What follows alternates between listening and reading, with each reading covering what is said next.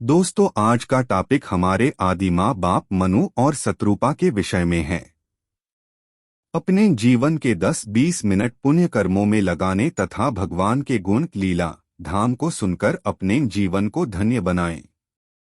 प्रतिदिन भगवान की नई नई लीलाएं सुनने के लिए चैनल को सब्सक्राइब जरूर करें, क्योंकि आप भगवान के लिए ही चैनल पर आए हैं।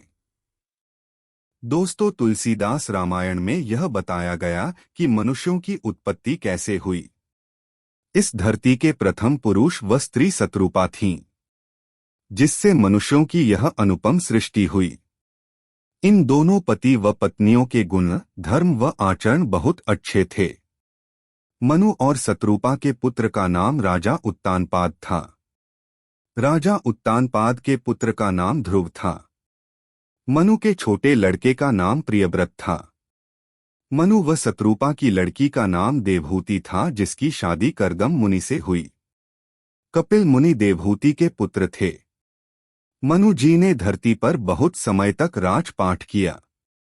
मनु अब बूढ़े हो गए थे और रात दिन यही सोचते थे कि संसार में फंसकर भगवान की भक्ति में नहीं कर पाया, जीवन व्यर्थ ही चला गया। तब मनु जी अपनी पत्नी शत्रुपा के साथ नैमिषारण्य नामक वन में चले गए। यह वन बहुत ही पवित्र व साधन के लिए श्रेष्ठ था। जब मनु व शत्रुपा वन के लिए जा रहे थे तो ऐसा लग रहा था जैसे ज्ञान के रूप में मनु व भक्ति के रूप में शत्रुपा हो। दोस्तों, यहाँ तुलसीदास जी ने अप्रत्यक्ष रूप से यह बताने का प्रयास किया है कि मनुष्यों का कल्याण तभी हो सकता है जब मनु रूपी ज्ञान व शत्रुपा रूपी भक्ति हमारे भीतर जागृत हो जाएगी। मनु और शत्रुपा साग, फल और कंदमूल का भोजन वन में करते थे और सच्चिदानंद भगवान की भक्ति रात दिन करते थे। भगवान नाम लेते लेते दोनों की स्थिति ऐसी हो गई कि वे केवल पानी पीकर ही जीने लगे। हमेशा मनु व शत्रुपा के दिल में यही बात आती थी कि उस सर्वनियंता, सर्वशक्तिमान, सर्वनियामक भगवान को वे दोनों कैसे देखें। भगवान निर्गुण, अखंड, अनंत और अनादि हैं, जिनका चिंतन तत्ववेत्ता सदैव किया करते हैं।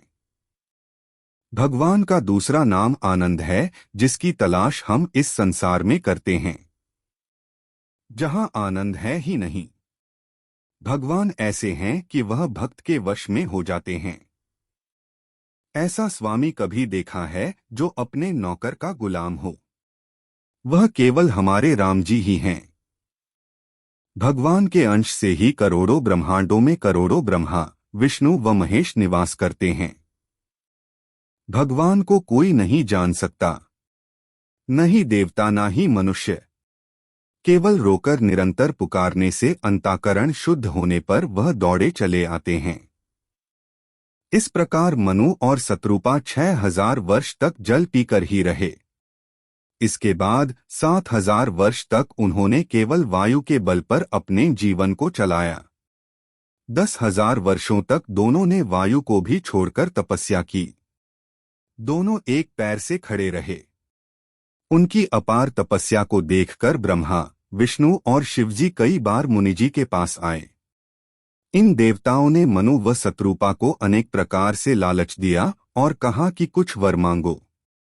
दोनों राजा रानियों पर इन देवताओं का कोई प्रभाव नहीं पड़ा। दोनों का शरीर हड्डियों के ढांचों में बदल चुका था। फिर भी दोनों तपस्या में इतना लीन थे कि उनका तब ये देवता भंग नहीं कर पाए। तब सब कुछ जानने वाले प्रभु ने तपस्वी राजा रानी को अपना भक्त जानकर कृपा के रूप में आकाशवाणी की, हे मनु और शत्रुपा, मैं तुम्हारी भक्ति से प्रसन्न हूँ, वह मांगो। यह भगवान की आकाशवाणी ऐसी थी कि मुर्दों को भी जीवित कर दे। जब यह आकाशवाणी मनु और शत्रुपा के कानों में पड़ी तब राजा रानी का शरीर ऐसे सुंदर और हष्टपुष्ट हो गया जैसे वे दोनों अभी अभी घर से आए हों। मनु ने हाथ जोड़कर लीलाधर भगवान से कहा कि हे भगवान, आप अपने सेवकों के लिए कल्पवृक्ष और कामधेनु के समान हैं। आपके पैरों की धूल की वंदना ब्रह्मा, विष्णु व महेश करते हैं। हे भगवान, आप सब सुखों को देने वाले हैं। आपकी शरण में आने वाले की आप सब प्रकार से रक्षा करते हैं और इस जड़ व चेतन संसार के स्वामी आप ही हैं। हे भगवान, आपका एक नाम दीनानाथ है, अर्थात आप अनाथों के नाथ हैं। मनु जी ने भगवान से कहा कि हे अनाथों का कल्याण करने वाले भगवान, यदि आप मुझे वर देना चाहते हैं तो मुझे यह वर दीजिए कि आपका जो स्वरूप शिवजी के मन में बसता है और जिसको पाने के लिए मुनिलोग प्रयत्न करते हैं, तथा वेद पुराण जिसको सगुण व निर्गुण भगवान कहते हैं, मुझ पर ऐसी कृपा कीजिए कि वही रूप मेरी आंखों में समा जाए, अर्थात अपना दिव्य रूप मुझे दिखाइए। मनु और शत्रुपा के कोमल वचन सुनकर नीलमणि व नीले मेघ के समान श्यामवर्ण शरीर की शोभा देखकर करोड़ों कामदेव भी शर्मा जाएं। ऐसा दिव्य रूप है सर्वशक्तिमान भगवान का। राम के स्वरूप को देखने के लिए दिव्य आंखें चाहिए। राम का स्वरूप इतना तेजमय व आनंद से भरा है कि इन माया की बनी आंखों से देखने पर पूरा शरीर फट जाएगा। इसलिए दोस्तों, पहले अपने हृदय को दिव्य बनाओ। अरे राम जी ऐसे हैं कि जब अंतःकरण शुद्ध होगा तो वह तुम्हारे पीछे पीछे नाचेंगे। ऐसे स्वामी हैं हमारे राम। भगवान के स्वरूप का वर्णन करते हुए तुलसीदास जी कहते हैं कि उनका मुख शरद पूर्णिमा के चंद्रमा के समान तथा गाल बहुत ही सुंदर हैं। गला समुद्री शंख के समान 3 रेखाओं से युक्त उतार चढ़ाव से भरा हुआ। भगवान के होंठ लाल, दांत और नाक अत्यंत सुंदर है। हंसी ऐसी है कि चंद्रमा की करोड़ों किरणें भी शर्मा जाएं। भगवान के नेत्र ताजे कमल के समान सुर्ख हैं। भगवान की टेढ़ी भौहें कामदेव के धनुष की शोभा को रहने वाली हैं। भगवान के मस्तक पर प्रकाशमय तिलक है। कानों में मछली के आकार के कुंडल और सिर पर मुकुट सुशोभित था। टेढ़े घुंघराले काले बाल ऐसे घने थे जैसे भौरों के झुंड हों।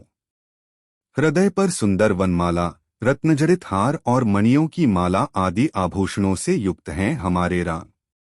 भगवान की गर्दन शेर की तरह थी। सुंदर जनेऊ था। हाथी की सूंड के समान सुंदर भुजाएं हैं। कमर में तरकस व हाथ में धनुष व बाण हैं। आकाश में चमकने वाली बिजली से भी सुंदर भगवान का पीतांबर है। भगवान के पेट पर सुंदर 3 रेखाएं थीं। भगवान की नाभि मनोहर है। भगवान के अंश से गुणों की खान लक्ष्मी, पार्वती और त्रिदेवों की पत्नियां उत्पन्न होती हैं, था जिनकी भौह के एक इशारे से पूरा संसार बन जाता है।